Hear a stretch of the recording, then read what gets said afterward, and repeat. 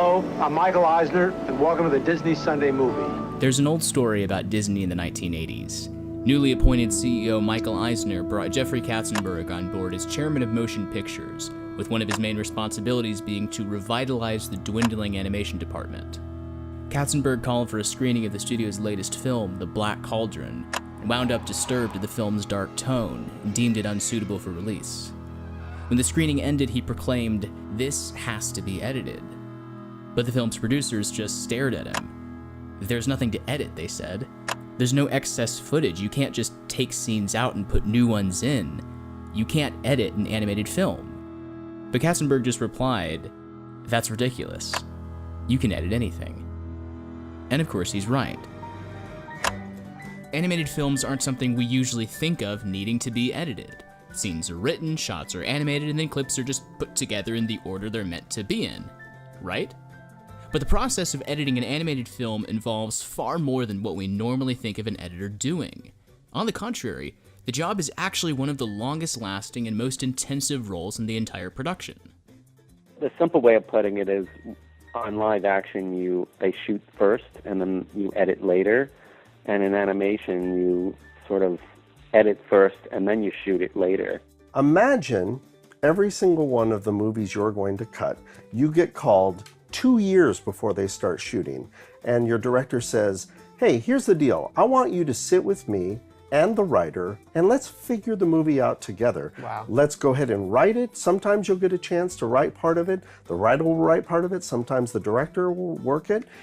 And we spend 2 years figuring out the story. And then once we've gotten the story figured out, then we spend the last year of usually a 3-year process actually shooting the movie, which is animating the movie." Because unlike in live action, editorial isn't a separate department from the main production. It's one of the key roles in shaping the film being made.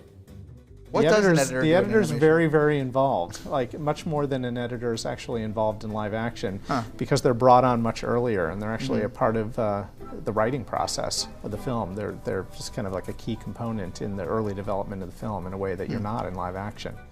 And that has everything to do with the way animated films are developed. Screenplays aren't just written and then animated straight from that. The process is one that's far more collaborative. So you'll have your basic story, your goal for what you want the film to be, but what happens is that really anyone working on the film can throw out ideas, usually just a single moment, a gag, or a conversation, or anything really.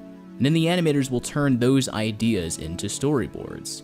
And when you get enough storyboards, you can put together a rough draft of what the film could look like.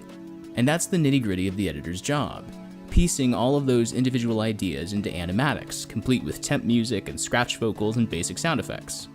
And when it all comes together, it gives you a basic sense of what the film will be like, and we call this a story reel. Now, our first attempt usually doesn't quite work. It's almost like you show your director your editor's cut, the first cut, except now you can say, all right, do you want to go back and reshoot the movie again? Because we got the story guys and they're going to go through and redraw, and so that's what ends up happening. You iterate. And you want to try and get 3 or 4 passes at a scene before you really feel like you've gotten it right. So we start thinking and talking and drawing and rewriting and recutting, and we try it again. And usually the second try is a little closer, but still not quite it. So each sequence takes about 3 to 5 working sessions. Each session is about 3 to 4 hours, and that's not counting all the work, of course, that builds up to that. For any given film, we have approximately 27 sequences, so if you do the math, that comes to a lot. I don't know, I went to art school. Live action editing is a very reactive game. You know, you have what you have. You have what was filmed on the set, and you have to make it work, which is great, and it's nice to have that challenge. But in animation, you have a lot more control. You know, if as an editor, if I don't have a shot that I need or that I'd like to have, I can pitch the director on it, and it doesn't involve having to go back to Tibet on location to get the shot that's missing. We can just create it. So it's very liberating, and thus the editor gets their hands much messier in the creative process. And that's the main difference. In live action, the editor is just as much of an influential voice in shaping the film, but the majority of their job often occurs after principal photography is already done. And in worst case scenarios, that can mean that they're not so much creating, but salvaging. But as we've established, animation is the opposite. The editor is that additional voice, pushing and pulling, helping to guide the film into the best possible place. Well, the whole movie gets complete from whatever we were recording to the point that we were actually finished. The whole movie was completely rewritten. I don't think there was a scene that didn't go through a full rewrite of some sort or another. There were probably 15 different Bunce raids that were written, and 2 or 3 of them that were actually animated before we actually just arrived at that one, which was the simplest one. The raid of Boggs' farm with the electric fence, that was never in there until we decided how we were going to kill Rat. And when we decided that we were going to kill Rat with electricity, then we knew we wanted to introduce it somewhere else, and then that gag fell in there. And the pieces of the puzzle are like that the whole time. You never have any real sense of flow. But there's a downside that comes as a result of that process. Going back to the Black Cauldron, the producers were actually kind of right when they said that there was nothing to edit. When you're editing live action and say the film's release is like a month or 2 away, it's not a big deal to go back and make additional cuts. It happens all the time. But that's not the same case in animation. When scenes are locked, they go through layout and then into final animation. And once there, it becomes a much bigger deal to then have to go back and make a change, say switching a wide to a close-up, or even just extending a shot by a few seconds.